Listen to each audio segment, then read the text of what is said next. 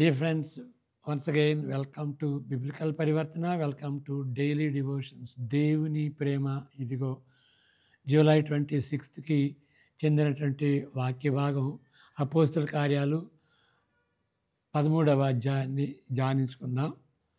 అంతకుముందు చిన్న ప్రార్థన. May the words of my mouth and the meditation of our hearts be acceptable in thy sight, our rock and our redeemer. Amen. అపోస్తల కార్యాలు 13వ అధ్యాయం అది అంతియోకులో సంఘం గురించి చెబుతున్నది. మరి 13వ అధ్యాయంలో మొదటి సువార్త ప్రయాణం మొదలెడుతుంది. అది ఆ అధ్యాయం అయ్యేటప్పటికీ మనం ఏం చూస్తామంటే రెండవ అంతియోకులో అక్కడ ఉన్నటువంటి పరిస్థితుల గురించి మనం చూస్తాం. ఏంటి ఇప్పుడు ఇక్కడ 2 అంతియోకులు ఉన్నాయి కదా, మన పోయినసారి చెప్పుకున్నటువంటి రీతిగా ఇక్కడ ఈ అంతియోకు నుండి సువార్త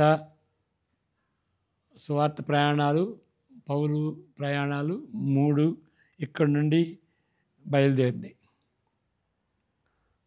ఇప్పుడు మొదటి సువార్త ప్రయాణంలో దండయాత్ర అంటారు, అది మంచిది కాదు. ఇక్కడ పర్గా దగ్గరికి వచ్చి ఇక్కడొక అంతియోకు ఉంది. ఇక్కడ అంతియోకు. ఈ అంతియోకుని సిరియన్ అంతియోకు అంటాం. ఈ అంతియోకుని పిసిడియన్ అంతియోకు అంటే పిసిడియాలో ఉన్నటువంటి అంతియోకు, ఇక్కడ సిరియాలో ఉన్నటువంటి అంతియోకు. ఆ రెండింటి గురించి మనం చెప్పుకుందాం. మరి అపోస్తల కార్యాలు 13వ అధ్యాయం మొదటి వచనం చదువుకుందాం. తర్వాత 48 నుండి చివరి వరకు. అంతియోకులో ఉన్న సంఘములో బర్నబా, నిగెర్ అనబడిన సుమోనును, కురేనీయుడైన లూకియా, చతుర్థాధిపతి అయిన హేరోదుతో కూడా పెంచబడిన మనయేను, సౌలు అను ప్రవక్తలను బోధకులను ఉండిరి. వారు ప్రభువును సేవించుచు ఉపవాసం చేస్తుండగా పరిశుద్ధాత్మ నేను బర్నబాను సౌలును పిలిచి నా పని కొరకు వారిని నాకు ప్రత్యేకపరచుడని వారితో చెప్పాను. ఇప్పుడు 38వ వచనానికి వెళ్దాం. కాబట్టి సహోదరులారా, మీకు ఈయన ద్వారానే పాపక్షమాపణ ప్రచురమగుతున్నదనియు, మీరు మోషే ధర్మశాస్త్రం వలన ఏ విషయములలో నీతిమంతులుగా తీర్చబడలేకపోతిరో ఆ విషయములన్నిటిలో విశ్వసించు ప్రతి వాడును ఈయన వలననే నీతిమంతుడిగా తీర్చబడినని మీకు తెలియనుగాక. ప్రవక్తల గ్రంథమందు చెప్పబడినది మీ మీదికి రాకుండా చూచుకొనడి. అదేమనగా, ఇదిగో తిరస్కరించు వారలారా ఆశ్చర్యపడుడి, నశించు మీ దినములలో నేనొక కార్యము చేసేదను. ఆ కార్యము ఒకడు మీకు వివరించినను మీరెంత మాత్రమును నమ్మరు. 48వ వచనం. ఇప్పుడు ఇక్కడ ఈ పిసిడియాలో ఉన్నటువంటి అంతియోకు దగ్గరకు వచ్చాం. అక్కడ పౌలు చేసినటువంటి ప్రసంగం అది అయిన తర్వాత ఈ మాటలు లోకా చెప్తున్నాడు. అన్యజనులు ఆ మాట విని సంతోషించి దేవుని వాక్యమును గౌరవించారు, మహిమపరిచారు. మరియు నిత్య జీవమునకు నిర్ణయింపబడిన వారందరూ విశ్వసించిరి. ప్రభు వాక్యము ఆ ప్రదేశం అంతటా వ్యాపించను. కానీ యూదులు భక్తి మర్యాదలు గల స్త్రీలను, ఆ పట్టణపు ప్రముఖులను రేపి పౌలునకు బర్నబాకును హింస కలుగజేసి వారిని తమ ప్రాంతంలో నుండి వెళ్ళగొట్టిరి. చాలు, అంతవరకు చాలు. ఓకే, 51 కూడా చదువుదాం. వీరు తమ పాదధూళిని వారి తట్టు దులిపివేసి ఈ కొనియకు వచ్చిరి. ఓకే, ఇక్కడ జరిగింది, అక్కడ జరిగింది. ఇప్పుడు అంతియోకులో దీన్ని చదువుదాం. 1వ వచనంలో ఉన్నది. అక్కడ ఉన్నటువంటి నాయకులు ఎవరు? బర్నబా. అంతియోకులో ఉన్న సంఘంలో బర్నబా, 2 నిగర్ అనబడిన సుమయోను, 3 కురేనుడైన లోకయ, 4 చతుర్థాధిపతి అయిన హేరోదుతో కూడా పెంచబడిన మనయన్, తర్వాత 5 సౌలు. ఓకే, వీరి గురించి మనం చెప్పుకుందాం. ఏంటి? అంతియొక సంఘ నాయకులు అసాధారణమైన తీరులో పలు విధములైన సంస్కృతికి చెందిన వారుగా ఉన్నారు. మనం 1వ వచనంలో చదువుకున్నాం. ఇక ఒక్కొక్కరి గురించి, ఈ ఐదుగురి గురించి మనం చెప్పుకుందాం. బర్నబా అసలు పేరు యోసేపు. 4వ అధ్యాయంలో ఉంటుంది. 4వ అధ్యాయం 36, 37 వచనాలు.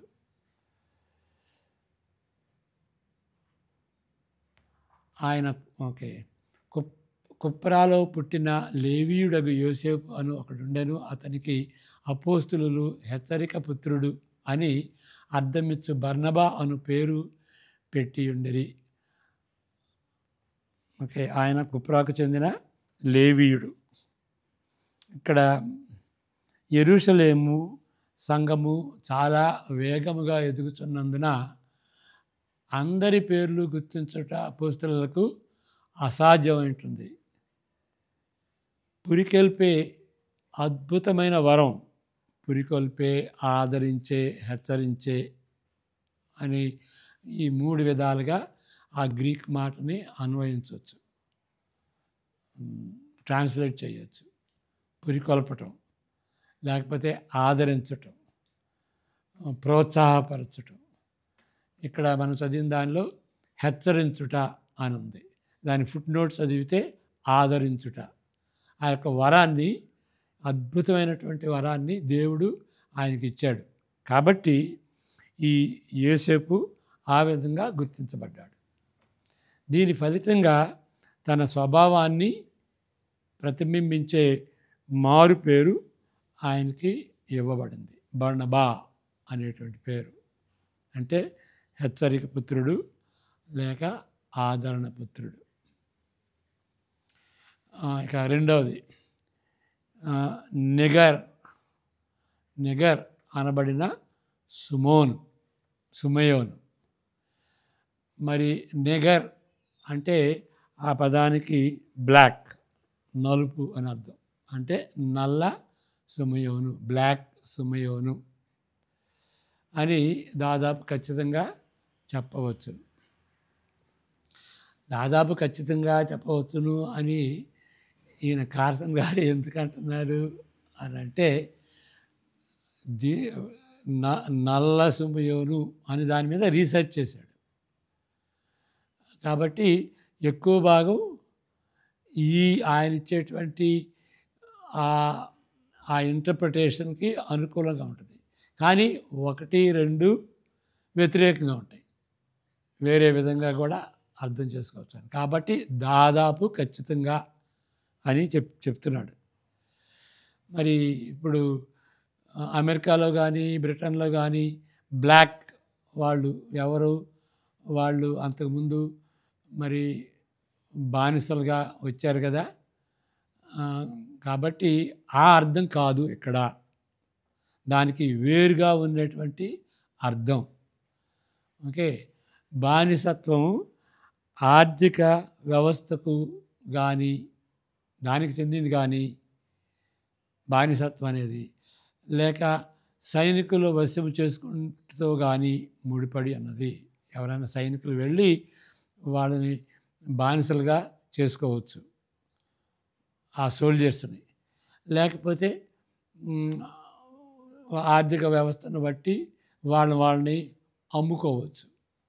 ఇక్కడ దివాలా తీసినప్పుడు వ్యక్తులు బానిసత్వమునకు తమను తాము అమ్ముకొనవచ్చునన్నమాట. ఇప్పుడు మార్చి 11th కూడా చదువుకోవచ్చు. మరి ఒక విషయం నాకు గుర్తుకొస్తుంది. అదేంటి అంటే గుడ్ సమరిటన్, మంచి సమరయుడి కథలో అక్కడ గాయపడినటువంటి యూదుడు వెళ్ళినప్పుడు ఆయన గాయపరిచారు కదా. అక్కడ గాయపరిస్తే మరి లేవీయుడు వస్తాడు, ప్రీస్ట్ వస్తాడు, లేవీయుడు వస్తాడు, తర్వాత మరి సమరయుడు వస్తాడు. మొదటి ఇద్దరు వాళ్ళు ఏం పట్టించుకోలేదు. వాళ్ళు యూదుడిని చూసి పట్టించుకోలేదు. సమరయుడు వాళ్ళు తక్కువగా చూసేటువంటి వాడిని వాడొచ్చి యూదుడైనప్పటికీ, ఆయన శత్రువు అయినప్పటికీ వాడిని ఆదరించాడు. అది ఆ ఉపమానంలో చెప్పాడు. ఆ సమరయుడు ఇంకా ఏం చేశాడు అని అంటే, ఆయన ఆ సత్రం దగ్గరికి తీసుకువెళ్ళి, ఈయన చూసుకోవయ్యా, మరి ఇదిగో ఇంత మన భాషలో చెప్పాలంటే క్రెడిట్ కార్డు ఇచ్చినట్టుగా, ఈ క్రెడిట్ కార్డు వాడు, ఇంకా ఎక్కువ అనుకుంటే నేను వచ్చిన తర్వాత మిగిలిన డబ్బు ఇస్తాను. అట్లా చేయడు అనుకోండి, మిగిలిన డబ్బు ఇవ్వడు అనుకోండి, తిరిగి రాడు అనుకోండి, మరి ఆ గాయపడినటువంటి ఆయన, ఆ సత్రంలో ఉన్నటువంటి ఆయన పని ఏమవుతుంది? ఆ డబ్బు చెల్లించకపోతే ఆయన బానిసత్వంలో ఉండాల్సి వస్తుంది. నువ్వు డబ్బు కట్టలేదు, నీకెంత ఖర్చు పెట్టాను, కాబట్టి మరి నువ్వు డబ్బు చెల్లించకపోతే నువ్వు బానిసగా ఉండు. కాబట్టి డబ్బు కట్టలేనటువంటి వాళ్ళు, దివాళా తీసినటువంటి వాళ్ళు తమను తాము బానిసగా అమ్ముకుంటారనమాట. గుడ్ సమరిటన్ స్టోరీలో దాన్ని కంప్లీట్ చేయాలంటే నిజమైన గుడ్ సమరిటన్ ఎవరు? యేసు ప్రభు అని అనటానికి రుజువులు ఉన్నాయి. యేసు ప్రభువును సూచించేటువంటి రీతిగా యేసు ప్రభువు గుడ్ సమరిటన్ లాగా మనం రక్షించబోతే మనం బానిసత్వంలోనే మిగిలిపోతాం అనేటువంటి అర్థం అన్నమాట. ఇక అంతేగాని ఒక జాతికి, ఓకే, బ్లాక్ పీపుల్ కాబట్టి, ఆఫ్రికన్స్ కాబట్టి వాళ్ళు బానిసత్వానికి, వాళ్ళు బానిసలు అంటానికి వీలు లేదన్నమాట. ఒక జాతికి బానిసత్వానికి పరిమితము కాదు. అందువలన ఆఫ్రికా బానిసలు అని అనటానికి అది కాదు. కాబట్టి మనం ఎవరైతే దివాళా తీసి వాళ్ళు అమ్ముకుంటారో వాళ్ళందరూ బానిసలు అవుతారు. ఆఫ్రికా వాళ్ళు కావచ్చు, ఆంగ్ల వాళ్ళు కావచ్చు, యూదా వాళ్ళు కావచ్చు, ఇండియన్స్ కావచ్చు, లేకపోతే ఆఫ్రికా ఈ గల్ఫ్ కంట్రీస్లో ఉన్నవాళ్ళు కావచ్చు. ఎవరైతే దివాళా తీస్తారో వాళ్ళు బానిసలు అవుతారు, అంతేగాని ఒక జాతికి సంబంధించింది కాదు. కాబట్టి నల్ల సుమయోను అంటే అది ఏదో తక్కువ చూపుతో నలుపోళ్ళు అనేటువంటి ఐడియాతో వాడినటువంటి మాట కాదు. ఆ నల్ల సుమయోను అని నాయకుల్లో ఒకరిగా ఉండటంలో అసాధారణమేమీ లేదు. ఇక కురేనీయుడు అయినటువంటి లూకియా, ఆయన గురించి చెప్పుకుంటే మనకు అసలేమీ తెలియదు. దాదాపు అసలేమీ అని ఎందుకు అనాల్సి వచ్చింది అని అంటే, ఈయన కార్సన్ గారు ఆ కురేని గురించి కొంచెం రీసెర్చ్ చేస్తే ఇక ఏమీ దొరకలేదన్నమాట. ఏదో కొంచెం తెలిసి ఉండొచ్చు. నేను ఆ విధమైనటువంటి రీతిగా నేను రీసెర్చ్ చేయలేదు. అందువల్లనే రీసెర్చ్ చేసినటువంటి వ్యక్తి నోట్స్ మనం వాడుకుంటున్నాం. అర్థమవుతుందా మీకు? అంటే నేను అన్నీ చదవలేదు. ఆయన చేసే రీసెర్చ్ నేను చదవలేదు కాబట్టి ఆయన మనకి ఉపయోగకరంగా ఉంటాడు, ఆయన సరిగా చెప్పగలడు అని ఆయన యొక్క ఐడియాస్ని మీకు అందజేయడం జరిగిందన్నమాట. కాబట్టి ఆయన ఇంకా కొంచెం మనకంటే ఎక్కువ రీసెర్చ్ చేసి చెప్తున్నాడు కాబట్టి ఆయన ఇచ్చేటువంటి ఈ ధ్యానాలు మనకు ఉపయోగకరంగా ఉంటాయని చెబుతున్నాను. ఓకే. ఇక్కడ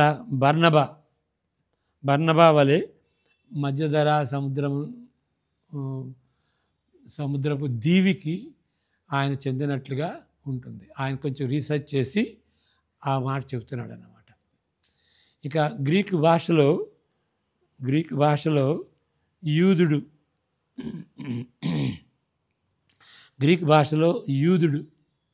వాళ్ళని హెలెనిస్ట్ అంటారు.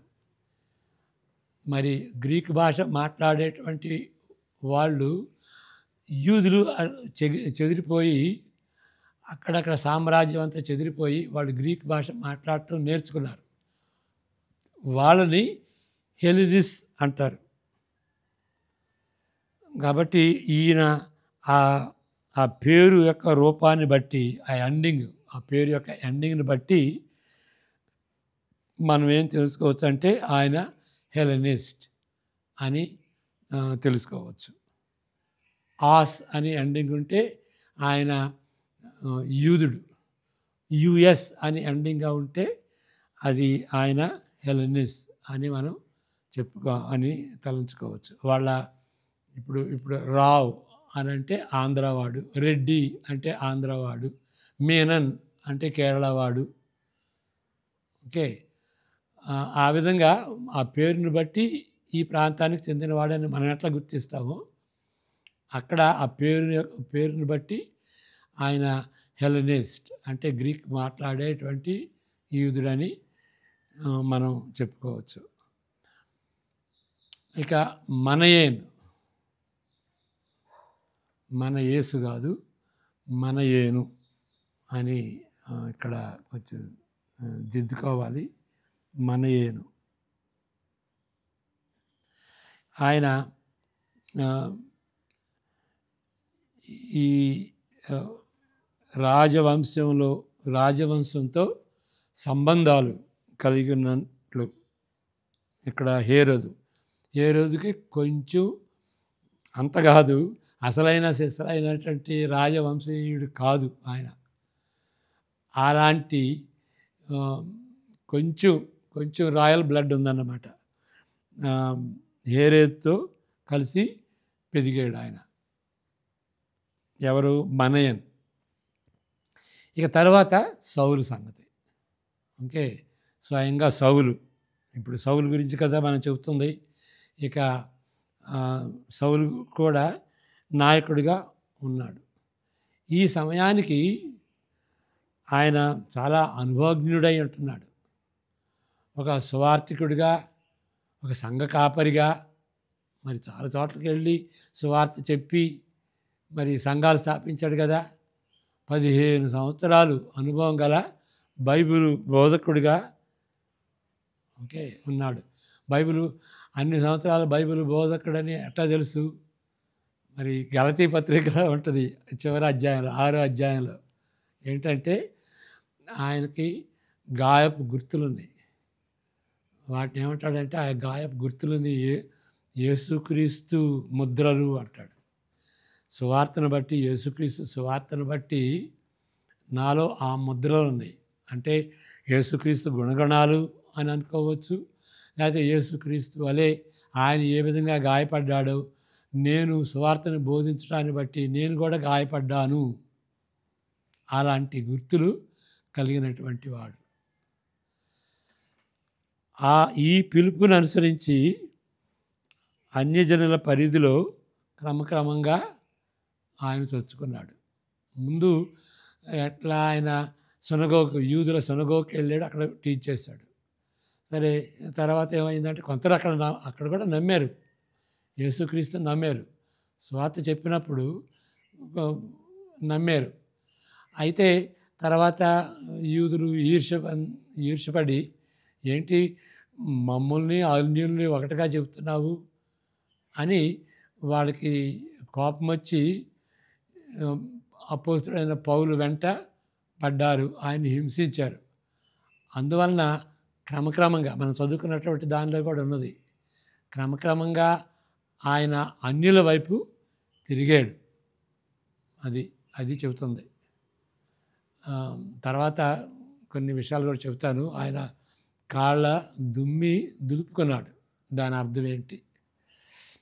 అప్పుడు రోమా సామ్రాజ్యపు పౌరత్వంతో సంబంధము గల పౌలు, ఓకే, పౌలు పేరును ఉపయోగించుకున్నాడు. అంటే ఇంట్లో సౌలు అనబడ్డాడు, బయట ఆయన ఆయన రోమా సిటిజన్, పౌరత్వంతో సంబంధం కలిగినటువంటి వాడు. ఆయన పుట్టుకతోనే అది ఆయనకు వచ్చింది. యూదుడైనప్పటికీ రోమా సిటిజన్షిప్ వచ్చింది పుట్టుకతోనే అంటాడు. అంటే వాళ్ళ ఫాదరు రోమా సైన్యంలో ఒక ఆఫీసర్ అయి ఉంటాడు. ఆఫీసరు కుటుంబానికి సిటిజన్షిప్ ఇస్తారు. కాబట్టి ఆయన పుట్టుకతోనే రోమా సిటిజన్ అన్నమాట. కాబట్టి మీరందరూ తర్వాత సిటిజన్స్ అయ్యారు. అబద్ధ ప్రవక్తలు. మీరు మీకు ఆ సిటిజన్షిప్ లేదు, నాకు సిటిజన్షిప్ పుట్టుకతోనే ఉంది అని చెప్తాడు కదా. కాబట్టి ఆ సంబంధం ఉంది కాబట్టి పౌలు అనేటువంటి ఆ గుర్తింపునిచ్చేటువంటి పేరుని ఆయన వాడుకున్నాడు. 9వ అధ్యాయం 9వ వచనం చదువుకుందాం. అందుకు పౌలు అనబడిన సౌలు పరిశుద్ధాత్మతో నిండినవాడు. ఇప్పుడు పౌలు అనబడిన సౌలు అంటే పౌలుగా మారిన సౌలు అనలేదు. సౌలు అనే పేరు ఇంట్లో వాడతారు, పౌలు అనే పేరు బయట రోమన్ సామ్రాజ్యంలో ఆ విధంగా వాడుకున్నాడు. కాబట్టి 2 పేర్లు ఉన్నాయి. పౌలుగా మారినటువంటి సౌలు అని మనం చెప్పకూడదు, ఉపయోగించుకున్నాడు. రోమా పౌరులకు 3 పేర్లు ఉంటాయి. రోమా పౌరులకి 3 పేర్లు ఉంటాయి. Mister Paul. ఇప్పుడు నన్ను డాక్టర్ క్లెమెంట్ అంటారు. వేరే దేశంలో అయితే డాక్టర్ క్లెమెంట్ అన్నారు. క్లెమెంట్ అనేది లాస్ట్ నేమా అంటారు. లేదండి, కూచిపూడి అనేది లాస్ట్ నేము, క్లెమెంట్ అనేది ఫస్ట్ నేమ్. మరి డాక్టర్ క్లెమెంట్ అని ఎందుకు అంటున్నారు అంటే అది ఇక వేరే కథ అండి, ఇక అది ఇప్పుడొద్దు. అంటే mister Paul, doctor Paul, professor Paul అని పౌలు అనే అది లాస్ట్ నేమ్కి తగిలిస్తారు. మిస్టర్ అనేదాన్ని లాస్ట్ నేమ్కి తగిలిస్తారు. మనం అది కాదు. అంటే ఆ పద్ధతిలో నా పేరు ఏంటంటే డాక్టర్ కూచిపూడి అనాలి, డాక్టర్ క్లెమెంట్ కాదు. కూచిపూడి అనేది లాస్ట్ ఇంటి పేరు. కాబట్టి మిస్టర్ పాల్ అనేది ఇంటి పేరు, ఓకే, అని మనం గ్రహించాలి. మరి ఈ రీసెర్చ్ అంతా కార్సన్ గారు చేశారు, నేను చేయలేదు. కాబట్టి అందుకనే ఆయన చెప్పింది మనం చదువుతున్నాం. పౌలు అను పేరును ఉపయోగించుకున్నాడు. మిస్టర్ పాల్ విషయంలో మిగిలిన 2 పేర్లు మనకు తెలియదు. మరి 3 పేర్లు ఉండాలి కదా రోమన్స్కి. ఇది రోమన్ సిటిజన్స్కి 3 పేర్లు ఉంటే ఒక పేరు మిస్టర్ పాల్. ఎలా అనగా పౌలు ఇంటి పేరని ఖచ్చితంగా చెప్పవచ్చును. ఆల్మోస్ట్ షూర్లీ అని అంటాడు ఇక్కడ కూడా. మరి అతని యోధా వారసత్వం కాపాడే అదనపు పేరు సౌలు.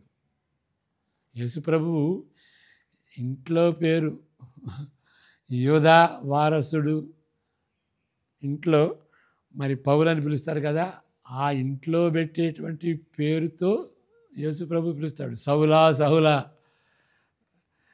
ఓకే, నన్ను ఎందుకు హింసిస్తున్నావు అని అన్నాడు కదా ఆ దమస్కస్ రోడ్లో. కాబట్టి ఇంట్లో పెట్టుకునేటువంటి పేరుతో యేసుప్రభు పిలిచాడు సౌలు. ఇక అతను కూడా మరి అంతియోకు నుండి కానీ, పాలస్తీనా నుండి కానీ, యెరూషలేము నుండి కానీ ఆయన పుట్టిల్లు కాదది. ఆయన కూడా వేరే చోట నుండి వచ్చినటువంటి వాడు. ఎక్కడి నుండి? తార్సు పట్టణం నుండి వచ్చినటువంటి వ్యక్తి. అక్కడ టార్సు అనేది ఈ ఈ ప్రాంతంలో ఉంటుంది. ఇది టార్సస్. ఇక్కడ దీని అంతరు సిలీసియా డిస్ట్రిక్ట్ అనుకోండి. ఓకే, సిలీసియా ప్రాంతంలో ఉన్నటువంటి టార్సస్, ఆ పట్టణానికి చెందినటువంటి వ్యక్తి. ఇప్పుడు మనం ఇదంతా ఎందుకు అంటే, అక్కడ అంతియోకయలో, సిరియన్ అంతియోకలో ఎంత అద్భుతమైన కాస్మోపాలిటన్ డైవర్సిటీ నాయకులు ఉన్నారు. అది అంత నాయకులు అన్నమాట. అంత అద్భుతమైనటువంటి నాయకులు ఉంటున్నారు అని మనం అర్థం చేసుకోవాలి. వీళ్ళు నాయకులు. అందువల్లనే మనం అడగాల్సినటువంటి ప్రశ్న, మన సంఘ పెద్దలు, మరి మన ఏరియాలో ఉన్నటువంటి పాస్టర్లు కానీ, వాళ్ళలో వెరైటీ ఉన్నదా? లేకపోతే మన సంస్కృతి చెందినటువంటి వాళ్ళే నాయకులుగా ఉంటున్నారా? ఇప్పుడు స్వార్థ అన్ని దేశాలకి, అన్ని జాతులకి, అన్ని సంస్కృతులకి, అన్ని భాషలకి, అన్ని ప్రాంతాలకి, అన్ని దేశాలకి, అన్ని ఖండాలకి సంబంధించినటువంటి స్వార్థ అని ఎట్లా తెలుసుకుంటారు మనుషులు? కాబట్టి అదన్నమాట. అందువల్లనే this became head quarters for machines. అది మొదటి విషయం. ఇక రెండవ విషయం, ఇప్పుడు పిసిడియా అంటారు తెలుగులో, పిసిడియాలో ఉన్నటువంటి అంతియోకు, అక్కడ కూడా పౌలు ప్రసంగం చేశాడు. ఓకే, ఆ యొక్క వివరాత్మకమైనటువంటి డీటెయిల్స్, మరి ఆ డీటెయిల్స్ అన్నీ కూడాను లోకా ఇస్తాడు. దాని తరువాత ఏముంటుంది? కన్క్లూజన్. వాళ్ళు మారు మనసు పొందుతారు. వాళ్ళు మారు మనసు పొందారు అని అనటానికి ఏంటి, ఏ విధంగా చెప్తున్నాడు? అన్యజనులు ఆ మాట విని, ఓకే, దేవుని వాక్యమును మహిమపరచరి, మనం చదువుకున్నాం, మరియు నిత్య జీవమునకు నిర్ణయింపబడిన వారందరూ విశ్వసించారు. 48వ వచనం అని చెప్పబడింది. నువ్వు నేనైతే ఏం చెప్తాం? సొంత రక్షకుడిగా అంగీకరించారండి అని అంటాం. ఇక్కడేంటి? దేవుని వాక్యమును మహిమపరచని వారు నిత్య జీవమునకు నిర్ణయింపబడిన వారందరూ విశ్వసించురి. ఇప్పుడు ఏంటంటే, ఆ మాటలు ఎందుకు వాడటం మనం? అది బైబిల్ మాట కదా. ఎప్పుడు నీ సొంత రక్షకుడిగా అంగీకరించావా యేసు ప్రభువుని అని పట్టుకుని ఎప్పుడు ఇక అదే మాటలు వాడతాం. దాని గురించి చెప్తాడన్నమాట. యేసుక్రీస్తును మన సొంత రక్షకునిగా అంగీకరించుట అనే పదం, ఆ పదజాలం ఏ బైబిల్ వాక్యంలో కూడాను తటస్థపడదు. అయినప్పటికీ దాని భావన, దాని అర్థం పూర్తిగా తప్పని కాదు. దీని పాయింట్ ఏంటంటే, ఎప్పుడైనా సరే అలాంటి పరిస్థితుల్లో ఎప్పుడూ ఈ మాటలు వాడుచు, ఏది, యేసు ప్రభువుని సొంత రక్షకుడిగా అంగీకరిస్తున్నాం అనే ఆ మాట వాడుచు, మరి ఇక్కడున్నటువంటి మాటలు లాంటివి అవెందుకు వాడలేదు? ఇప్పుడు యేసు ప్రభువుని మనం సొంత రక్షకుడిగా అంగీకరించినప్పుడు ఆ యొక్క ఎక్స్పీరియన్స్ని అనేక రీతులుగా చెప్పుకోవచ్చు. బైబిల్లో ఉన్నాయి. అందువల్లనే అంటాడు ఇక్కడ ఏమని, ఇక్కడ మారు మనస్సును గూర్చి కానీ, లేకపోతే మార్పు చెందిన వారిని కానీ, అంటే కన్వర్జన్ కానీ లేదా కాన్వర్ట్స్ కానీ, దాని గురించి ఏ విధంగా వ్రాయబడింది అపోస్తుల కార్యాల్లో కానీ లేక క్రొత్త నిబంధనలో కానీ అంతట్లో ఎన్ని విధాలుగా వివరించబడిందనే పరిశోధించితే, రీసెర్చ్ చేసిన దాన్ని బట్టి వాటిని మనం కూడా వాడాలి. బైబిల్ ఎట్లా వాడుతుందో, కూడా మారు మనసు పొందాడు, ప్రభువుని అంగీకరించాడు అని మనం మాట్లాడతాం. ఇంకా వేరే వేరే విధాలుగా ఆ మాటలు ఏ మాటలు వాడారు అని రీసెర్చ్ చేసి వాటిని మన సంభాషణలో వాడుకుంటే చాలా అద్భుతమైనటువంటి అభ్యాసం అది. ఎందువలనక అలాంటి విషయాలను గూర్చి మనం మాట్లాడే తీరు మారిపోద్ది. ఓకే, వాటిని తలంచే విధానం మారిపోద్ది. మన మారు మనసు గురించి, ప్రభులోకి రావటం గురించి, ప్రభుని తెలుసుకోవటం గురించి, ప్రభుని ఎరిగి ఉండటం గురించి, ప్రభుని ప్రేమించటం గురించి ఇవన్నీ మాటలు వాడబడి మనం తలంచే విధానాన్ని ప్రతిబింబించటమే కాక ఏ విధంగా ఆలోచిస్తున్నాం మనం, ఓకే, అనేది ప్రతిబింబిస్తారన్నమాట.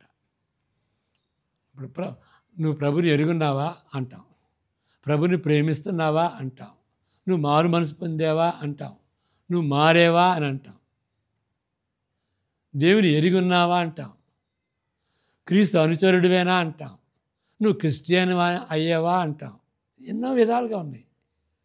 వాటన్నిటిని వదిలిపెట్టి క్రీస్తుని నువ్వు సొంత రక్షకుడిగా అంగీకరించావని ఇక అరగదీస్తాం దాన్ని, ఇక వేరుగా. అప్పుడు మన ఐడియా చాలా సంకుచితంగా అయిపోద్ది. మనం తలంచేటువంటి విధానం వేరుగా అయిపోద్ది. ఈ మాటలన్నీ వాడితే అది మనం ఆలోచించేటువంటి విధానం కూడా మారిపోయినట్టుగా, దాన్ని ప్రతిబింబించేటువంటి రీతిగా ఉంటుంది. అంతేకాదు సరైన తీరులో ఆలోచించేటట్లుగా కూడా ఉంటుంది. ఓకే, మనం ఆలోచిస్తుందే కాదు, ఆ మాట వాడుతుంటే ఆ మాటలను బట్టి మన ఆలోచన కూడా తీరు కూడా మారుద్ది. లోపల ఉన్నది బయటికి రావటమే కాదు, బయట ఉన్నటువంటి మాటలు కూడా మనకి ఒక సందేశంగా మారి మనల్ని మనం సరైన తీరులో ఆలోచించేటట్టు చేస్తారన్నమాట. కాబట్టి బైబిల్ వాడుతుంటే అనేక విధాలుగా అనేక తీరుల్లో వివరిస్తూ ఉంటే మనం ఎందుకు ఒకదాన్ని పట్టుకుని యేసుక్రీస్తుని నీ సొంత రక్షకుడిగా అంగీకరించేవని ఇక ఎప్పుడు అదే చెప్పటం ఏంటి? కాబట్టి అందువల్లనే ఇక్కడ చెప్పానన్నమాట, మన సొంత రక్షకునిగా యేసు ప్రభువుని అంగీకరిస్తున్నామా? ఇక ఈ మాటలేనా మనం చెప్పేది? మరి వేరే మాటలు కూడా వాడుకుంటున్నాము. ఓకే, కాబట్టి మనం నేర్చుకుందాం. ఓకే, మీరు రీసెర్చ్ చేయండి. ఓకే, నమ్మినటువంటి వాళ్ళ గురించి క్రొత్త నిబంధన కానీ లేకపోతే అపోస్తుల కార్యాలు కానీ ఏవే విధంగా వర్ణిస్తున్నవి ఒక మారు మనసు పొందినటువంటి వాళ్ళు. ఫర్ ఎగ్జాంపుల్ తెస్సలోనిక పత్రికలో మనం చూస్తాం. ఓకే, విగ్రహాల నుండి సజీవుడైనటువంటి దేవుని నమ్మారు. చూడండి, కాబట్టి దాన్ని బట్టి మన యొక్క భాష మనం ఏందో నేర్చుకుంటాం. అసలు మనకున్నటువంటి ఐడియా ఏంటో దానివల్ల తెలుస్తుంది అన్నమాట. ఆ విధంగా వాడుకోవటానికి మనం ప్రయత్నిస్తాం, ప్రార్థన చేసుకుందాం.